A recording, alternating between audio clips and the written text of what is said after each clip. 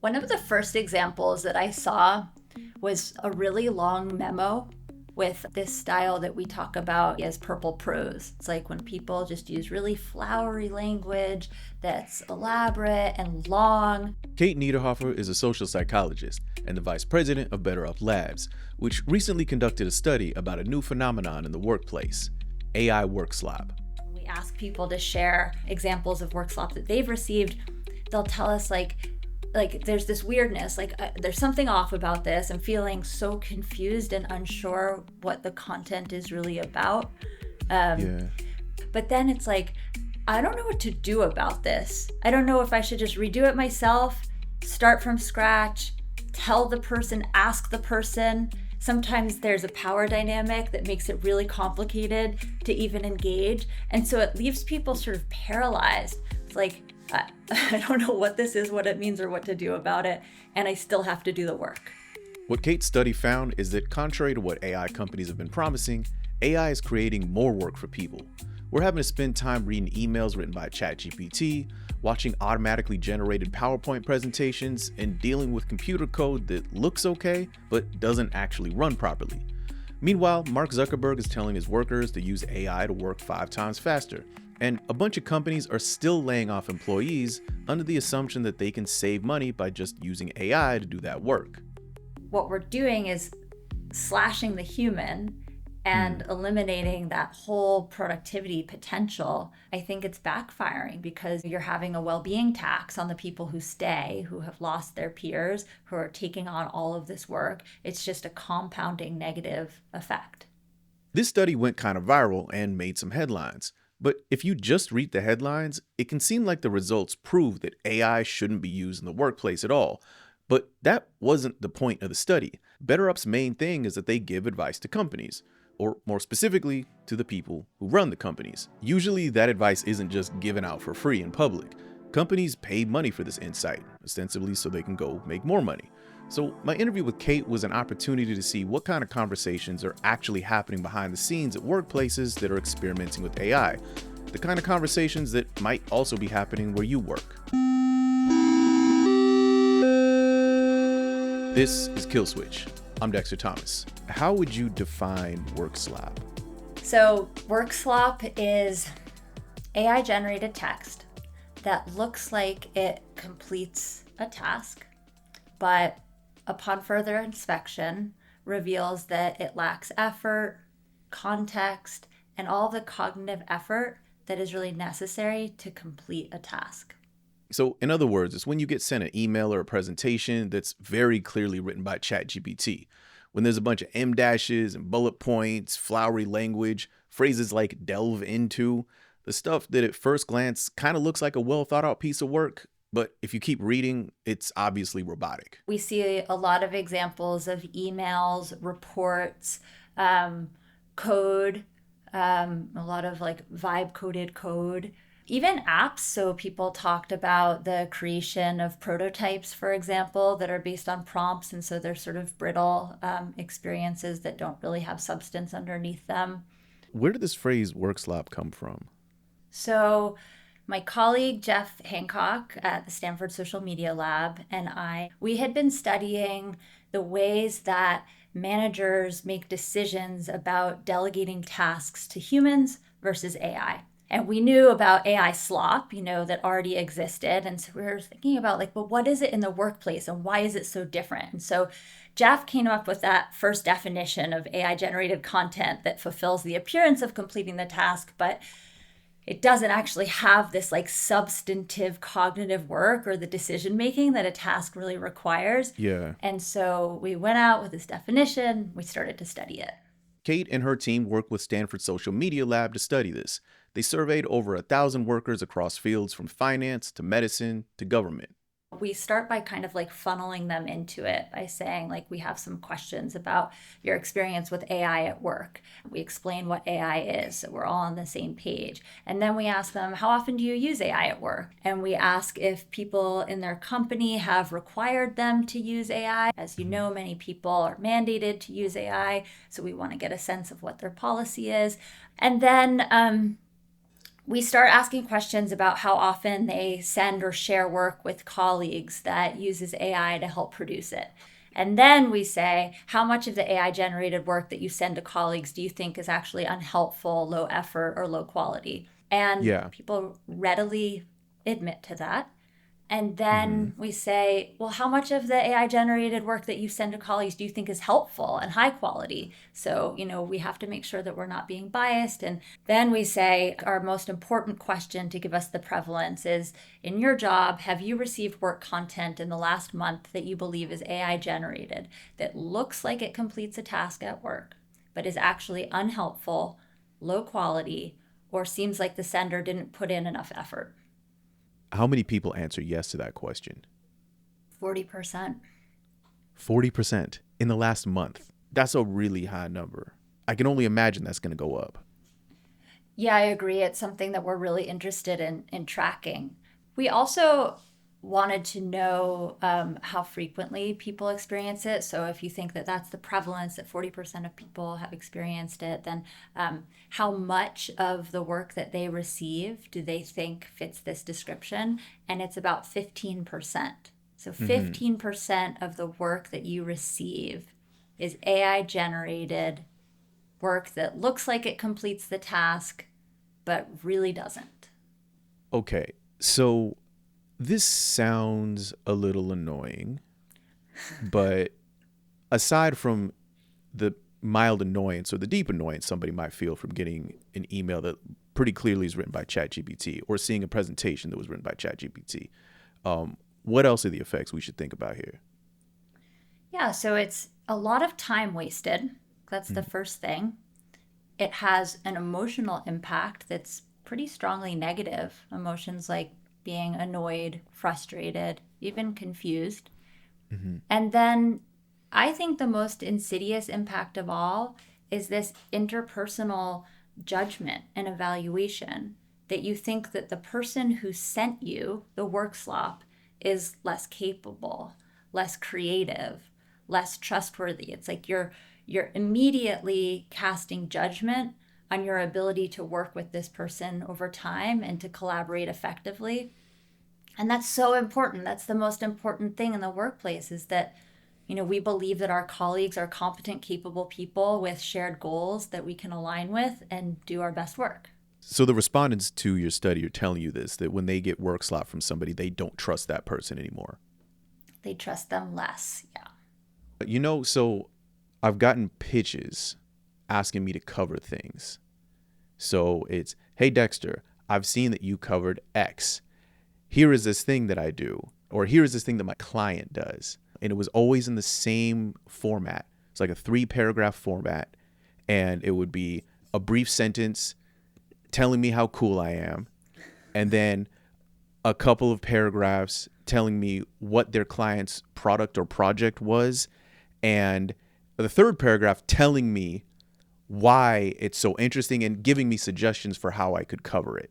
And I was seeing the same format over and over and over again, and that made me not only dislike the PR person, but dislike the person who I'm supposed to be Mm-hmm. covering it. So I start to think, whoever this person is, I don't want to have anything to do with them because they're having some PR person who's just running their stuff through perhaps ChatGPT, perhaps Claude, whatever. And so Mm-hmm. I start to have a pretty negative opinion. Totally. I think that's the first phase of it. It's like you recognize some linguistic cues that seem repetitive or template. And like to me, I experience it as so deceptive. And like there's something first that's empty about the text and hard to read. But then that second experience, which is so emotional, it's like I'm confused, I'm frustrated, I'm annoyed, I'm angry, I feel deceived. And then there's like that third process, that interpersonal process that kicks in. And you're like, I don't want to work with this person. I don't trust this person.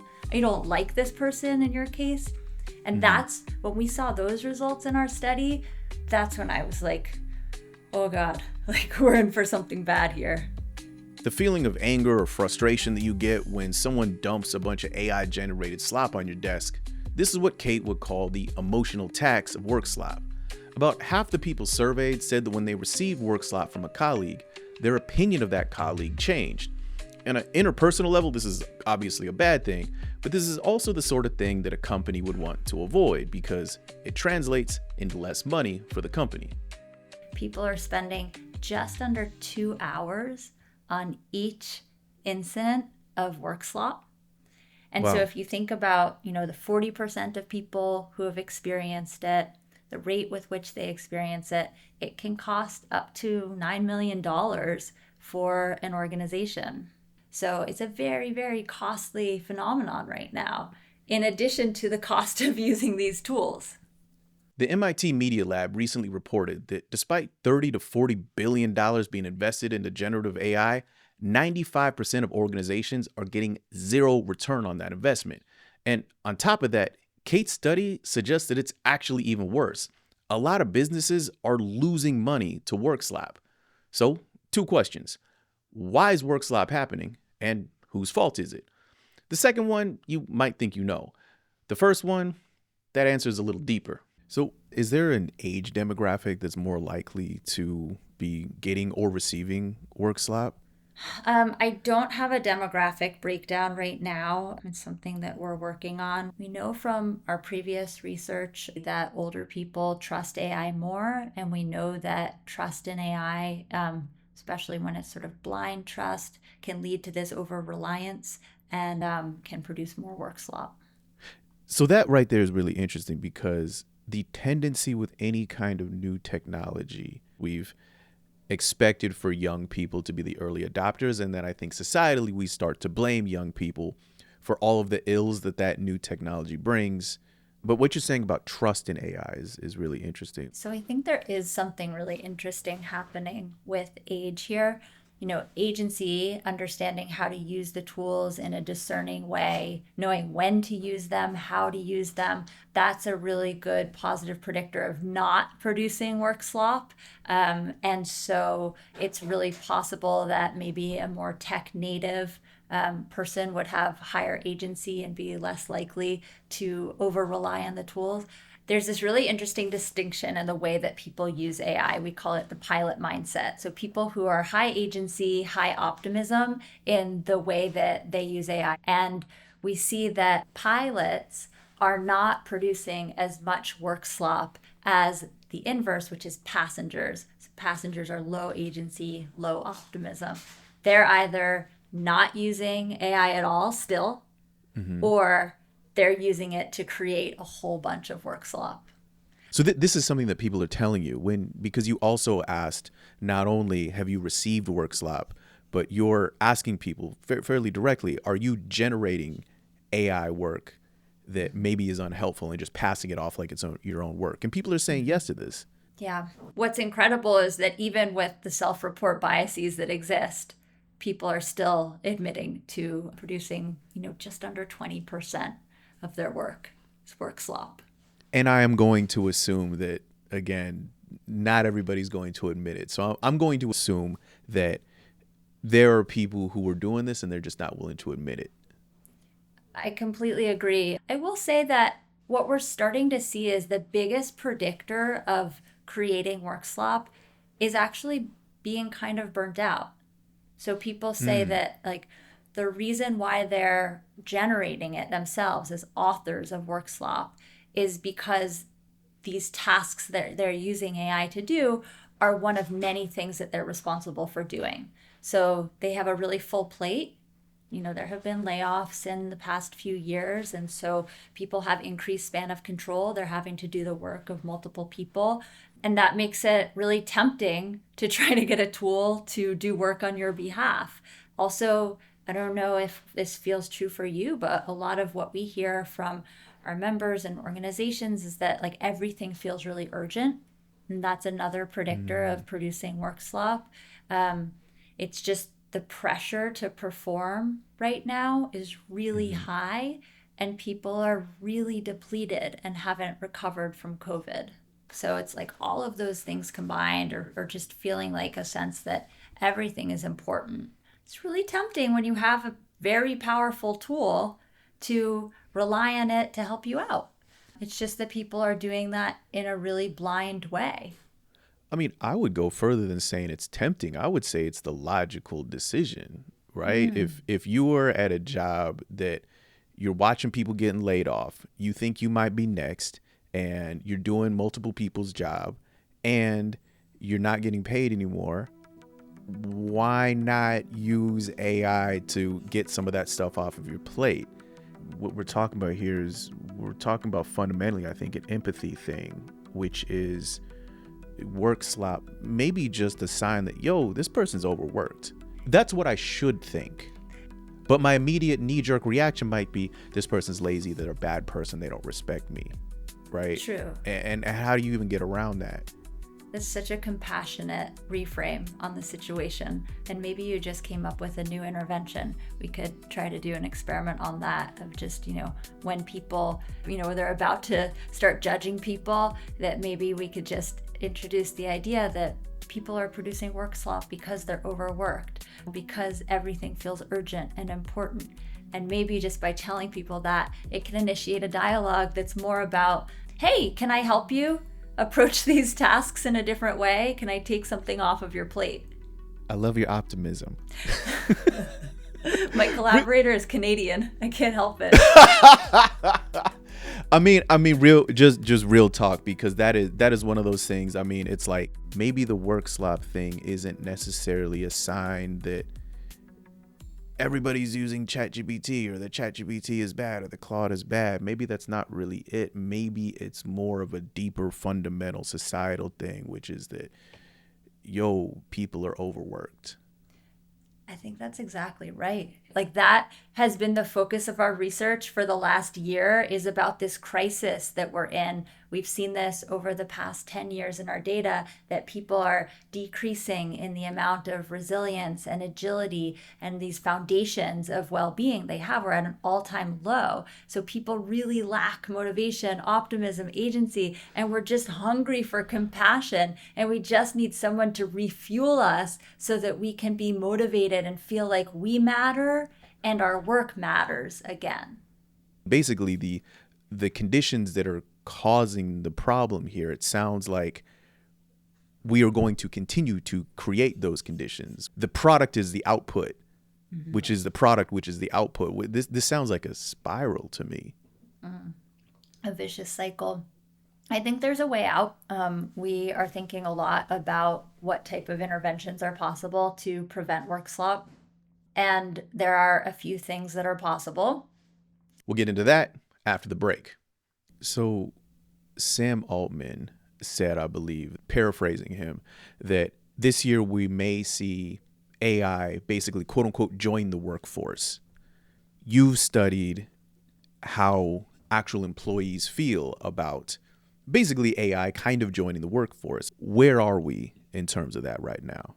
Actually, you may be surprised. I think that people are really excited about AI joining the workforce. When we ask people about this idea of managing a hybrid workforce of humans and agents, for the most part, they express positive emotions like excitement, optimism, confidence. Well, when you say people here, are we talking managers? Are we talking CEOs, bosses? Are we talking workers? Okay, that's a great question. Primarily when we ask managers, they're more excited than individual contributors about AI joining the workforce. And so we have done a lot of work trying to understand what type of training people need in management skills to best manage AI. And for the most part, relational skills training, a much more human type of training about providing context, listening, empathy, is far more effective than a task-based training where you're giving directions on how to prompt, how to specify style, how to evaluate the AI's output accurately. There are all these courses you can take right now in AI literacy. They're all about these task-based training, hard skills to learn how to do this. We find that if you teach people to be really good managers, they're going to do a really good job managing the AI and have better results. So really, a big part of reducing work slop falls on the managers and the CEOs. They're the ones responsible for creating an environment where people can be comfortable with how AI is being used, or where people can be comfortable speaking up if something's wrong. One of the things that we're seeing is that having an environment that's psychologically safe, where people have the ability to ask questions and take risks in a way that feels safe, so they don't have to be worried about whether using the AI is demanded or appropriate or permissible, So I think part of that is like, can I try this out? Can I disclose that I've used it here? Can you give me some feedback on whether this is consistent with my work product and whether this quality is high enough? Also training those mindsets. So the pilot mindset, teaching people to have these skills to be agentic over their usage of AI, and also optimistic, so curious and confident and willing to explore different ways to use it, to be more creative, as opposed to feeling like you have to use it. And then I often like to say that AI is a multiplayer tool, multiplayer game. And if we remind people that there is a human recipient on the other end of your work, and your goal is to collaborate with another human, and you think about the potential negative impact of producing thoughtless work that's AI generated, then I think even that psychoeducation and the salience of knowing that there are humans on the other side of the tool can be really helpful to having positive collaboration again. I think this study in some ways is a kind of a warning. And basically, right now, I can totally understand why somebody would generate Workslop. And it would be great if their bosses or their company would recognize the root cause of why they're using ChatGPT to write code or write a presentation. That would be amazing. Let's be realistic. That probably won't happen. And so your study finds 40% of people have received Workslop in the last month. I see that going up. Let's talk about a 5-year in the future period. What does that look like? It's a really complicated moment that we're in right now. And I think the pressure to do more with less is increasing. And there are so many unknowns about the future of humans and the way that we work together and the tools that we use. And I don't mean to be Pollyanna-ish and thinking about, the way that we can help and the way that we can train people. I do think there are deeper issues to bring like politicians and policymakers in. But I have to say that we've been through this before. So think back to the early 2010s when social media came around, and people meaning organizations and the people within them, had to learn to communicate and collaborate in a new way. It reshaped the whole world of, just as an example, marketing and advertising. It was a totally enormous shift in the way that we do work, the way that we relate to each other, the way that we use tools to get our work done. And I think that gives me hope that, this is a really, really powerful tool. We can create a ton of value. We may need to slow down a little bit, but the resilience, open to change. These sometimes are luxuries that a middle manager has or a boss has. These aren't necessarily things that, a worker coming into a workplace necessarily has, where if you're in an unhealthy work environment where you're not getting paid so well, there's not really a whole lot you can do where you can say, hey, yo, CEO, let me sit you down. Let me tell you how to use or not use AI to make us feel comfortable here. Because, I ain't even getting paid well. So I can try to sit you down and say, hey, maybe there's another way we could approach this. I'm getting my last paycheck tomorrow. And you're putting my stuff in a box. You dig what I'm saying? And so I think the people who this seems to truly affect is not the organization, it's the individual worker. And I'm trying to wrap my head around here about, I think there's people who are, read your study or read a bit about the study and thought, man, I know exactly what this is. Either A, I'm receiving that, or B, man, I'm getting so overworked that I'm sending that out. What's a solution for me individually as the person who's trying to put food on the table? Because I get that there's solutions for the boss, but where am I there? Yeah, that's a good perspective. Really kind of shifts the dynamic here because right? It's easy for an organization to think about purposeful communication and empowering people to have the Right. right skills and fuel. I think I wish that I could say, like, still it's about, figuring out how you find that fuel to increase your motivation and your engagement. And I recognize that, right, it's a privileged perspective to say, right, be resilient, right, if you're paycheck to paycheck, to try to figure out a way that you can identify something that motivates you, makes you more optimistic and engaged. And then I think that, like, skilling right now is really important. You do have to stay relevant with the tools that we all have access to right now, to test them out, to try them out, to figure out if, in the same way that years ago we learned code, maybe no longer as relevant, but I think you have to figure Yeah. out how to use these tools. Yeah. I mean, yeah, that's kind of the wild thing is, I mean, I remember when a journalist lost their job, somebody get up on Twitter and say, hey, learn to code. Ha, ha, ha, ha, ha. Right. Ironically, some of those same people, I think, are probably now looking for a gig along with the rest of us, because entry-level coding gigs, I mean, Claude and ChatGPT kind of has that on lock. It may be generating terrible code, but it may be quote unquote good enough. Or, as you say, it may be Workslop, and then somebody has to come in and clean it up, but the company hasn't quite figured that out yet. Right. So maybe there's a new industry of people who have strong critical thinking skills and the ability to evaluate the quality of code and to detect these signals and to point that out. I could see that being an unexpectedly useful ability. I notice that, like, my kids are way better at detecting AI generated images whenever there are those games, AI generated or not. I get them wrong Right. every time, and my kids know every single time. Like, it's so obvious. So maybe there are some cues that, younger demographics, people who have more hourly jobs can develop to help them evaluate and work on their Mhm. critical thinking skills to help the rest of us prevent it.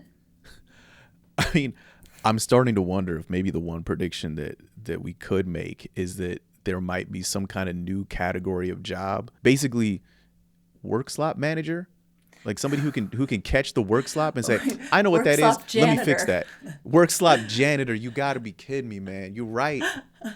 I think some people are that right now. I think they are, for sure. That it's a little bleak, but maybe it's necessary. Maybe this is where we're headed. Maybe not everybody figures out a way within their company to make it so the Workslop isn't being generated. And so just understanding that this stuff is going to be generated, and then we got to have somebody clean it up before it gets put out. Yeah, I hope that if we have a Workslop janitor, then we can also have somebody who's playing the role of, like, I don't know, it's like somebody who's reminding people about the human nature of the work that we do. Like, right, we've forgotten how to connect with one another, and we need to Right. relearn that. Kate and I didn't realize this when we were talking, but it turns out that the phrasing of janitors for AI Workslop is actually already a thing. I was just searching, and there is a site called Code Janitor that'll charge you a couple $1,000s to clean up the AI generated code so that your app will stop crashing and actually work. This is a niche job that I think is probably going to spread out to other industries, maybe even the industry that you work in. To which you might say, well, wouldn't it just be better to have hired somebody who's good at their job to do it right the first time? Yes, probably. But if you're not the boss, that decision isn't always up to you. Oh, and one last thing. I don't want people to get the impression that Workslop is just people turning bad work into their bosses. The study shows that Workslop also flows down the organizational ladder too. Kate gave me an example. There are some people who talk about receiving them from their CEO. Here's an example. The CEO of our company sent over some notes for fundraising strategy. It was just a whole lot of words saying nothing. ChatGPT puke he sent over would have been so much more helpful as a paragraph written in his own words. The style of writing, reliance on bullet points, the fact that our CEO readily admits using GPT for everything. He had just gotten back from vacation. He was asking GPT for parenting advice. So it's just like going on and on. Hold on, I'm sorry. ChatGPT for parenting advice is, I'm gonna leave that alone because that's an entirely different episode. I don't even want to touch that right now. Wow. I really hope that we do not need to make an episode about people using ChatGPT for parenting advice. Please do not make us make an episode about that. Anyway, catch y'all on the next one.